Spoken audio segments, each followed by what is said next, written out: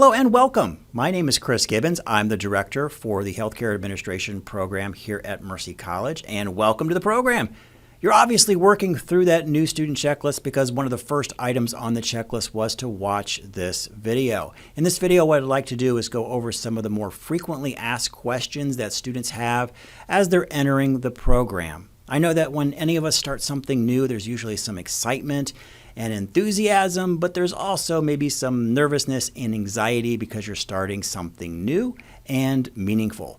So what I hope to do is keep the excitement and enthusiasm, but let's reduce some of that anxiety and nervousness about the program by answering some of your questions that you'll have going through the program. All right, well, let's talk about some of the more frequently asked questions. The number one category I get from students is around technical requirements. What kind of laptop am I going to need? Am I going to need special software? All right, well, let's talk about that. As far as hardware requirements, the main thing that you're going to need is a serviceable laptop, one that's going to be dependable for you throughout the program. What I recommend is that you have a laptop that's probably 5 years old or newer. Reason for that, if the laptop is getting a little bit old, you can have what's called a catastrophic failure. And every semester, one student has had a catastrophic failure without fail with their laptop. What does that mean? That basically means their laptop completely dies, and that usually is related to a hard drive failure. Now imagine all of your hard work has been placed on that single hard drive and it goes dead. What do? Well, you can have a laptop repaired. There are some very expensive services out there that can do forensics on your laptop and extract the data in most cases, but you're talking about a lot of money to get that done. So let's try some avoidance tactics so that if it does happen to you, you're in not such a dire situation. Well, the first thing you could do is, again, make sure you have a nice, serviceable laptop. Now, your laptop may be 5, 6, 7 years old and in absolutely great shape. That's fine. It probably will make it all the way through the program for you. But if it's already giving you some problems and it's 6 years old, 7 years old, you might want to think about getting a new laptop. It will then, again, just help to reduce the anxiety should you have a major malfunction or even a minor one, which happens all the time with students, especially with older laptops. Now, what kind of laptop would you need to get? If you find that you, probably should need to upgrade on your laptop, what kind of laptop should you get? You don't need cutting edge. Actually, you just need basic. Really what you're looking at, many students can get a laptop around the $400 price point if they're really good shoppers and get something on sale. That'll be more than adequate to get them through the program. So again, take a look at your laptop and see if you need a laptop upgrade. Now let's talk a little bit about some of the peripherals that you might need for the program. The first thing you want to look at with your laptop is how well is your video working. Now, all laptops produced probably in the past 7 to 8 years have an incorporated webcam in there with a microphone. Take a look at that. How is it working for you?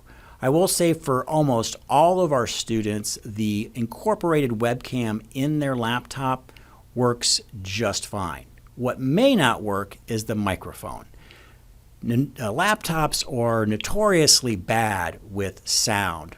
Now, there are a few brands, such as the Apple, Mac brands, that the sound seems absolutely phenomenal on those laptops when students do their presentations. But on others, and almost all others, there usually is some supplemental requirements needed in order for that sound to do, for us to hear you. Now, why do we need this? Why do we need a webcam and a microphone? Well, you're going to be doing presentations similar to this, where you're going to be presenting on materials and topics. You won't be doing these in all your courses, but in some of them you will be doing them.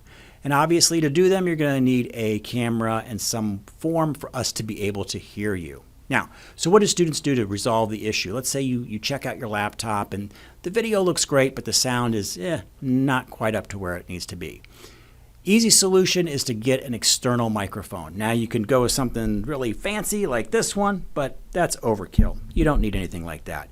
What you can do is most students will pick up a little, what we call a stick mic like this, These run about $10 at a big box store, Amazon or any, Best Buy, $10. No more. I mean, than that, you're probably spending way too much.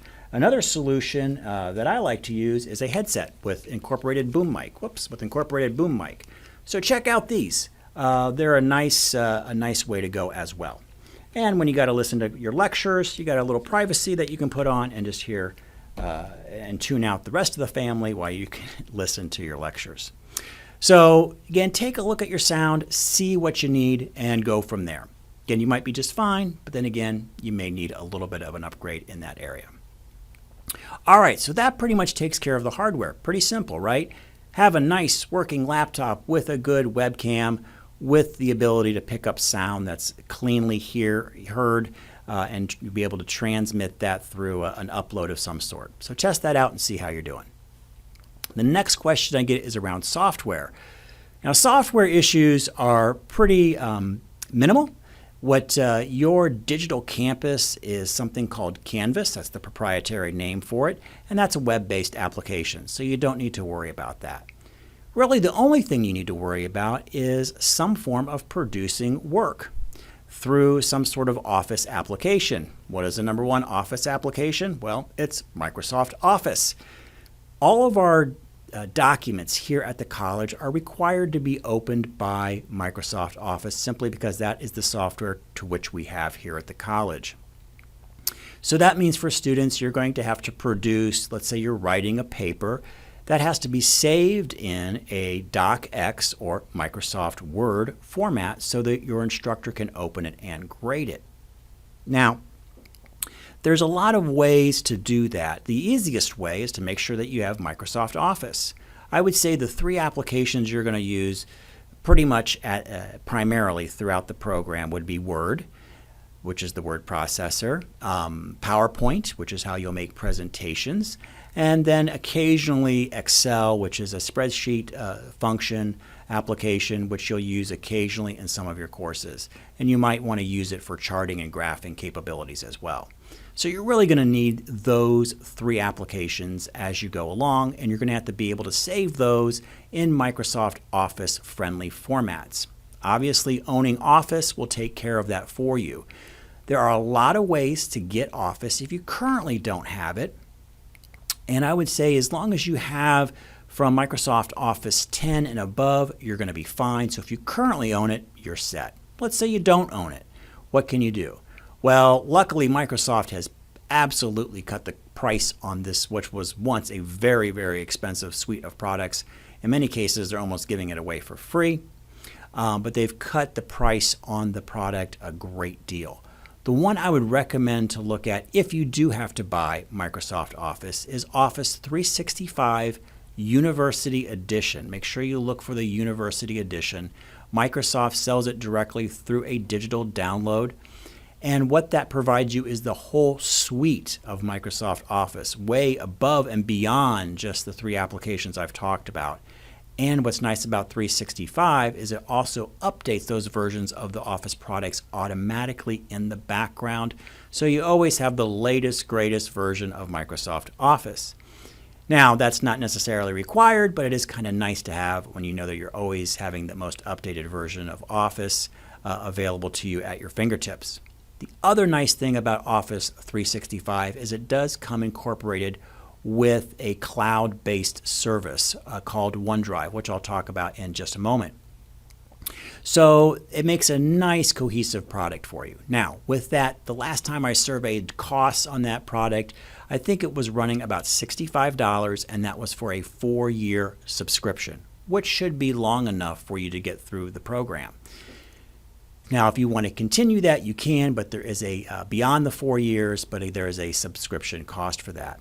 One of the things that Microsoft Office University 365 Edition required is verification that you are a college student. And that was done through a .edu email address, which you have. If you notice on your checklist, you're going to be establishing your .edu email address, so you'll have that. You can have that Microsoft verification, so you can be able to buy that really kind of severely discounted product that they have out there. All right. So let's that's kind of one solution to get to the how you're going to be able to produce Microsoft friendly documents. Now let's talk about some free ones, because $65, that can be kind of expensive for folks. I understand there's a lot of costs with your tuition investment, going back to school, etc. So there are some free options out there that will do pretty much the same thing. There is Google Drive, formerly known as Google Docs, and that produces a pretty close simulation to Microsoft Office with both a PowerPoint type software, spreadsheet software, and a word processor. The important thing to remember is if you are using Google Drive, also known as Google Docs, that you must save those in the Microsoft Office format, which it does give you the option to do that. You just got to remember to do that extra step so your instructors can read your assignments. Now, what's also nice about that product is it has another cloud integrated service called OneDrive, just as the Microsoft, or called, I should say, Google Drive, just as the Microsoft Office product has the incorporated OneDrive into its product. So those are really some two nice services. One costs you a little bit, but gives you all the bells and whistles that you need. The other one is free. Not quite the bells and whistles, but more than enough to get you through the program, and the cost is zero. There are some other options out there if you're kind of tech savvy. One that's been popular with students over the year is something called OpenOffice. It's basically an Office clone. Again, doesn't have all the bells and whistles, but you don't need the bells and whistles. So take a look at those three products are my recommendations. Microsoft Office, if you want an easy, clean, no worry experience at $65 for a 4-year subscription for the university edition. The Google Drive, the free one with integrated cloud backup. A little bit more steps involved, just remembering to save in a Microsoft Office format, or kind of the bare bones but good enough OpenOffice product that's available for download out on the internet. Now, I talked a little bit about integrated backup for your work. As I talked about earlier, these catastrophic failures that can happen with your computers. One thing that you want to do, and you've probably heard this a million times from tech experts, is backup, backup, backup. Many folks recommend 3 different types of backups. One happening on your computer itself, one on-site in your house, and the other one off-site. Now that can be a little, I think, zealous, but it is absolutely the safest way to do backups is the 3 backup method. I would recommend at least you have a backup method, at least one other one. So what students do, the most economical way to back up your work is to get one of these guys. Get a little flash drive. Their sizes are incredible now. You can get one that's more than enough size for maybe $20 to cover all of the work that you'll produce throughout this program, throughout your master's degree, and probably even into your PhD if you decide to go that far. And you can get that all on one of these little things pretty economically. What's the problem with a flash drive? Well, you got to remember to do it. You got to remember to stick it in your computer and make sure you transfer those files on a pretty regular basis. That can be kind of difficult. You may forget. And let's say you do it once a month and you do have a catastrophic failure, or even worse, someone steals your laptop. You've lost a complete month of work. So my recommendation is to look at one of these cloud integrated type services, such as OneDrive, such as Google Drive, or maybe even something called Carbonite. I actually use all 3. What's nice about those is that it saves it up to the cloud, and it's accessible on any device, your phone, other computers, I mean, really anything. So that makes it very convenient. If you have to do work on different computers, you have everything kind of saved centrally. They themselves, these cloud services, have multiple redundant server farms that back up everything for you. So unless it's some major national catastrophe, well, nobody's going back to school anyway. Your work is going to be saved up in the cloud. So it's pretty much as far as foolproof as we can in today's technological era.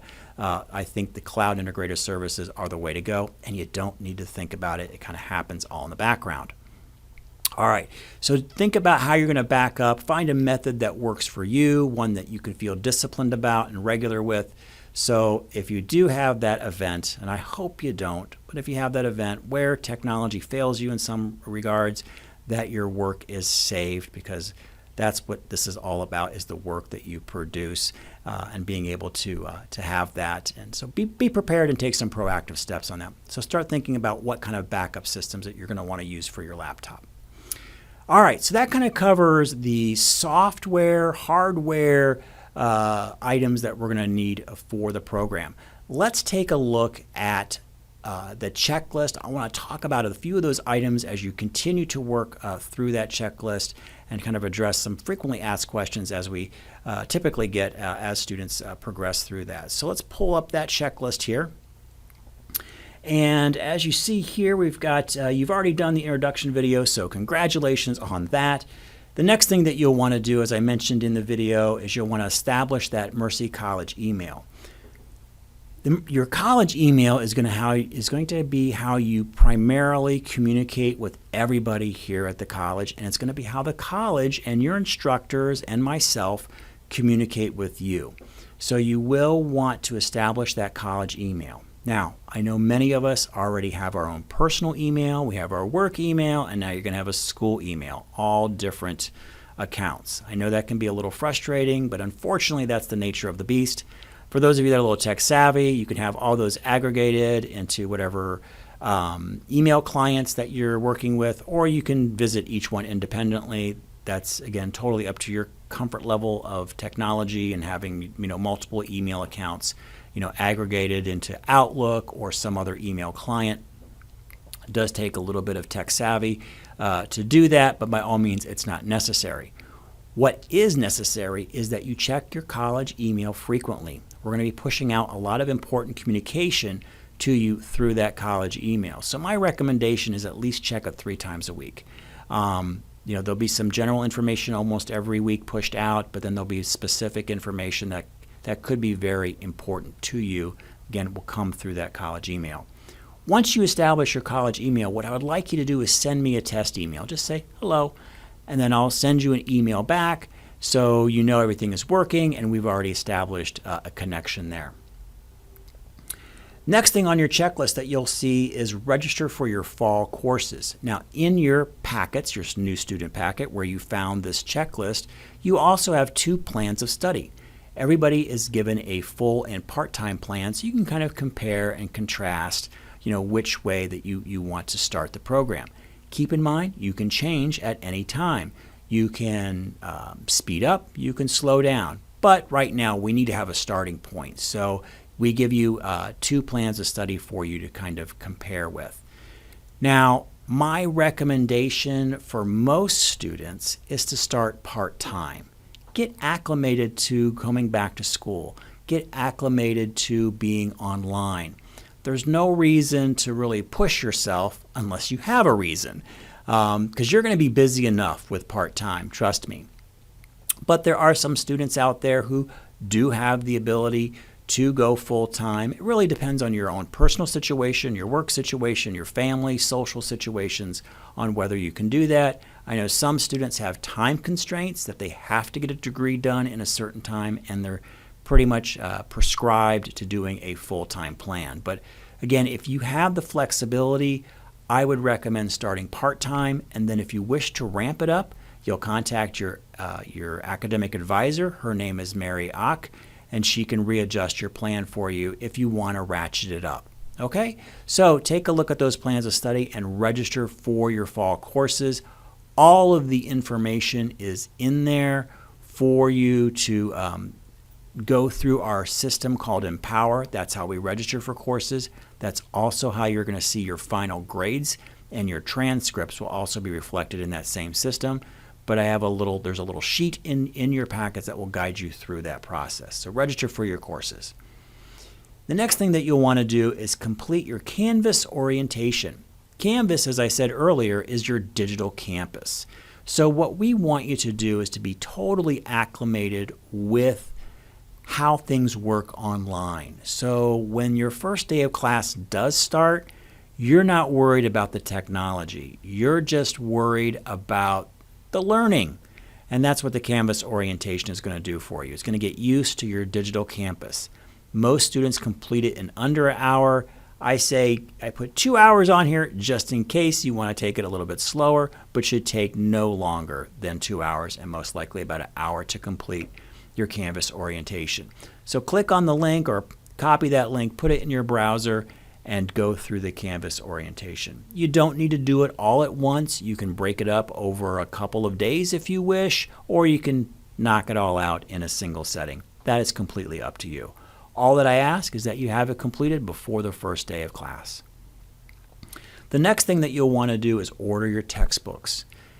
Now, you have already registered for your courses, so you know exactly what courses that you're going to take. And from there, you'll be able to go to our college bookstore, which is online, and you can look up what books are required. Every book has an ISBN number, which is like a serial number that specifically identifies that book and that book edition. You will want to take note of that ISBN number because it will be important if you decide to buy the book, your textbook, from another source if you do not want to use the Mercy College bookstore, which is okay. You can do that. Just use your own reputable booksellers such as Amazon, Half.com, Barnes & Noble. What I recommend is for you to avoid eBay. Students have tried to buy textbooks from eBay, and depending on the seller, they may not get their books in time. We've had students who have bought off of eBay and haven't gotten their books at all. So buyer beware. Choose a reputable bookseller. Make sure you're getting the correct edition for the course. Now, for some students who are receiving federal financial aid, it may be an easier process for you to buy from the bookstore. You'll know that because you'll be receiving vouchers for the bookstore. That is completely, again, up to you, and it depends on your financial aid status. I would say the vast majority of our students are buying their books from outside the college bookstore, and many students are renting their books at deep, deep discounts. So take a look at renting as well. There are very few textbooks that I feel that are necessary to be carried all the way through the program. There are a couple of courses where we use one textbook for both, trying to save you money. So we use one rather large textbook for both for an accounting course and the finance course. So just be aware of that before you resell a book, that it's not required for another course down the road. But in many cases, there is no reason to retain your books throughout the program, because one of the reasons we feel is that healthcare administration is constantly changing, and we want you to be able to adapt to those changes. Because once you leave us, we want you to know how to research those answers yourself from sources outside of textbooks, which become dated very, very quickly. So, not a huge reliance on textbooks as you carry through the program. Again, look at selling those back if you can, but again, totally up to your preference. Next thing to talk about is financial aid and tuition reimbursement. You will want to, if you haven't done so already, make sure that you've contacted the financial aid office. You may think, well, I'm not going to get financial aid, I'm going to pay out of pocket. I will tell you this, every year I have talked to students and they'll commonly say to me, well, I make too much money, I'm just paying out of pocket for my program. I tell them, go ahead and contact financial aid and fill out something called the FAFSA. We have had numerous occasions over the years where students who believe they've made too much money have qualified for grants. That's actually free money, not loans, and they never would have expected that. But basically, due to certain circumstances, maybe they were a single parent and they had additional kids in higher ed going to school, and all of a sudden they thought, well, I make too much money, but boom, they qualify for grants. So you never know. So I encourage you to fill out the FAFSA, find out what you're qualified for. You may just qualify for financial student loans, which you may or may not need, but it's nice to know it's there if you need it for any reason. So take a look at that. I highly encourage you to at least go through that process, get your award letter, and find out what you're able to obtain. The next thing I would really like you to do is tuition reimbursement. Many employers offer tuition reimbursement as part of the overall compensation package that you are making. Now, not all do, but many do. So I would contact your HR and find out if there is tuition reimbursement available to you. Most organizations have some sort of process and paperwork for that, and many require that you get your program, whatever you're studying, approved first before you do it. So make sure you follow all their procedures so you don't put anything in jeopardy if you are going for any kind of tuition reimbursement. Again, it might be money on the table that you don't know about. So please contact your HR department of wherever you work and find out if there is a tuition reimbursement policy and what exactly you need to do to do that. I can tell you in all the years I've been doing this, we've never had a student who was declined for tuition reimbursement based on their plan of study. Vast majority, 95% of them are currently working in healthcare, and obviously an extension of that and their career progression is a healthcare administration degree, and the organization that's paying that tuition reimbursement appreciates their employees getting that education, so they're more than happy to reimburse for it. So please take a look at that with your employer. After you've done that, let's move down to the next step on the checklist, and that is to schedule your academic advising appointment. So you've registered for your courses, you've got that all set, you've got your plan of study. You have also make sure you review your course start dates as you are registering for those courses. I will say, notice on your plan of study that there's an 8-week 1 and an 8-week 2, which I'll talk about in just a minute. But you'll have all of those courses registered, and then you'll have a meeting. It could be only 10 minutes. It might be as long as you want. But we really want to address any questions that you have. And Mary Ock, who is your academic advisor, she's really part of your success team, along with myself. We're the folks that are vested in getting you across that finish line and getting you graduated. And I want you to start that relationship with Mary, because that's going to be a huge part of your success here at the college. You're going to have some difficult times as you go through. Mary's going to help you with that. You're going to have some scheduling questions as you go through. Mary's going to help you with that. We don't want you taking the wrong courses, and we want you to try to take the courses as efficiently as possible. And again, Mary can help you with that. So she's someone you want to get to know. So have that that brief, or as long as you want, academic advising appointment. There is an automated way to set up the appointments. There's instructions on how to do that in your packet. So please set up that time with Mary. I think it's very, very beneficial for you to go ahead and do that. Now let me talk a little bit about, I'm going to take a break here for a moment and talk about the 8-week 1 and 8-week 2 format. You'll see that listed on your plans of study. If you're watching this video, you may want to pull out one of those plans, either the full or the part-time, and notice how it says first 8 weeks or second 8 weeks. Our semesters are 16 weeks long, so what we do is we break them up into 2 parts. We have a part A and basically a part B, first 8 weeks and the second 8 weeks. What that allows folks to do is really concentrate on either 1 or 2 courses at a time. If you're a part-time student, you're only doing 1 course the first 8 weeks and 1 course the second 8 weeks. That's still 6 credit hours. That's still a lot of coursework to do. But by doing 1 course in the first 8 weeks and 1 course in the second 8 weeks, you're only concentrating on 1 midterm, 1 final, 1 project, 1 presentation for 1 class. Once that class is over, you move on to the next. So it makes it much more manageable from a time management perspective, and just for your own mental cognition, it makes it a little bit easier as well. And for our full-time students, they're only managing 2 courses at a time, which can be quite a lot, but it is still doable. We have students every year that do it. I don't know how they do it sometimes when they're working full-time and going to school full-time and have families.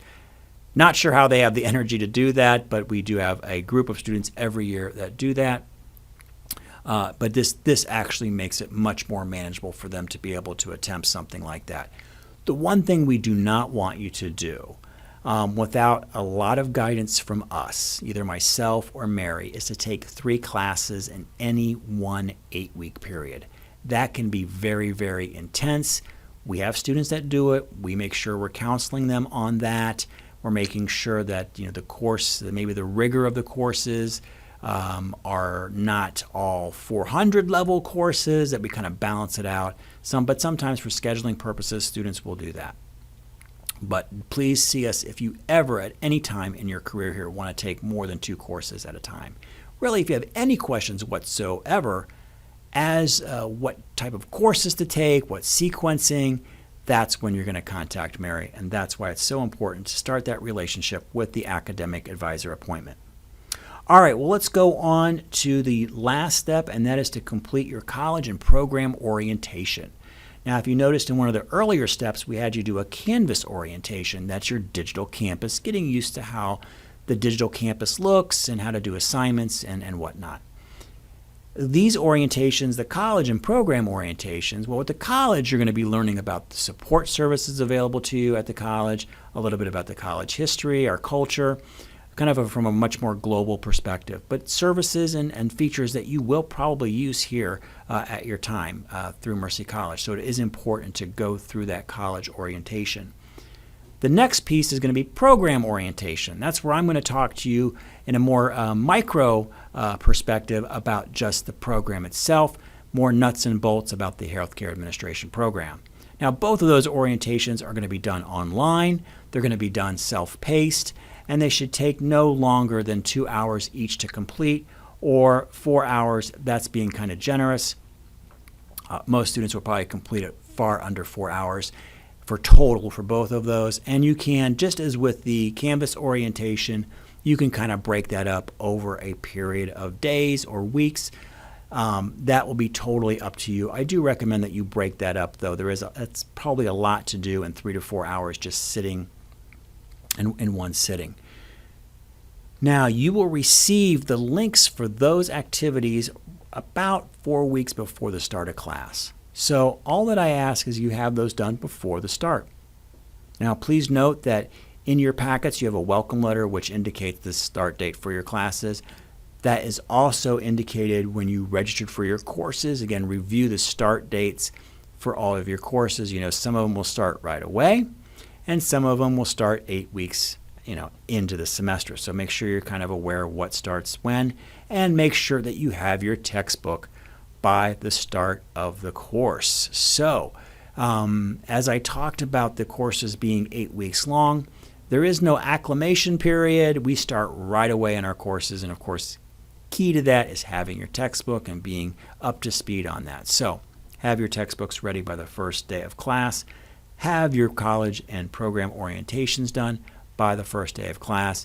Again, that is just going to go ahead and promote your success in the program, bring the anxiety and nervousness levels down, and you're going to feel confident going into your first courses here at the college. All right, well, that's a little bit about some of the frequently asked questions. We've gone through the checklist, the hardware requirements, the software requirements.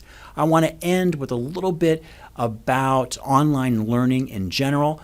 Don't worry, we're going to talk more about this as you enter these orientations, especially the program orientation where you'll see me again. Again, these will be all online and done at your own pace, but we'll talk more about that. But let's talk about how to be successful in general in an online program. I want to get you thinking about this right now at the very early stages. As I said earlier, these classes are 8 weeks long. Imagine in a normal semester that's 6 weeks, these courses are stretched over 16 weeks. Well, we've compressed them down to 8. So they do go very fast. So be ready for that type of pace. Be prepared. Time management is critical, that you're squaring away the time in your week. Part of that is when the course starts, you want to make sure that you're in that course on the first day. You log on, you go in the course, you look around a little bit. You find the syllabus. We usually have it front and center for you in there. You'll find the syllabus, you'll print that out. Look at the syllabus. That'll guide you through what the assignments are going to look like. Take note of the due dates on when the assignments are going to happen. You may have a due date on Wednesday of the first week of class. Might be a small assignment, maybe like a welcome or a introduction assignment. We usually like to do that. But it's nothing worse than you signing into your class on Wednesday and you haven't been in at all and you realize, oh my gosh, I got something due already. jump in on Monday when the class first opens. Again, look around, look at those due dates, and then map out your week on how you're going to get to those due dates. You can always hand things in early, but handing them late is a little difficult. So jump into your courses. Now, also make sure not only are you jumping into that course on the first day of class, make sure you're regularly checking back to those courses. How regularly? Well, I would say at least 3 times a week. Now, you're going to be submitting assignments when you log on, but you also should just log on, even if you're not submitting an assignment, just to check and see what's going on. There's often updates that will happen that will be posted to the course news, so you want to look at that. Make sure that you're active in the course. It may save you a little bit of stress because we might put an update in a course where we answer some questions about an assignment, and it may help you complete that assignment. So check into your course frequently. The next thing I want to say, and last thing about kind of online learning and getting those thoughts going on how you're going to be successful in an online program, is communicate, communicate, communicate. Definitely keep the communication channels open. It's by the nature of what we're doing. In remote places, we have students in California, hundreds, thousands of miles away from us. And that kind of creates a barrier for us to communication. So we have to actually push a little bit harder to get through that communication. So keeping that in mind, if you ever have any problems or situations in a course, communicate with your instructor. Again, by email. They may have some other method, but email is usually the preferred method for the vast majority of our courses, so push out those emails. Now, what could be an issue? Let's say you're working and you got called in for a double shift. You're working in the hospital and something came up and now you got to pull a double. And all of a sudden you were hoping to get that assignment in on time and you had plenty of time to finish it up, but now you can't. You can't even get back home to get to your laptop. As soon as you can, email your instructor, let them know what happened. Maybe you have a situation with a sick child and they've been throwing up all night and you're totally wiped out and something was due. Again, communicate with your instructor. So let them know. Our instructors know that you all have very busy lives, that you are almost all of you are working full-time, have family and social obligations, work obligations, and you're trying to go in school on top of that. They're more than willing to work with you if you talk to them. Where we are getting our hands a little tied is if the student does not communicate with us, then unfortunately sometimes we just have to go with what we've got and grade what we got or grade what we don't have. So please over-communicate with your instructors and you'll be just fine through the program. Because undoubtedly something is going to happen with your time with us, as it happens with all of us. Again, just communicate with your instructors and they should be just fine in working with you. All right, so that kind of gets the ideas flowing, how to be successful in an online program. Remember your key resources right now, both Mary and myself. You have my contact information is located in those new student packets. We have both Mary's contact and my contact information located all over the place in those new student packets. Don't hesitate to contact me if you have any questions as you're going through this process, or really at any time throughout your time here at Mercy College and beyond. I'm talking to graduates and alumni every week. Love hearing from them. So let's keep the communication starting right now and even beyond after you complete the program. All right, well, that concludes our introduction video. Again, I'm so pleased that you've chosen Mercy College for your education, and welcome to the Healthcare Administration program.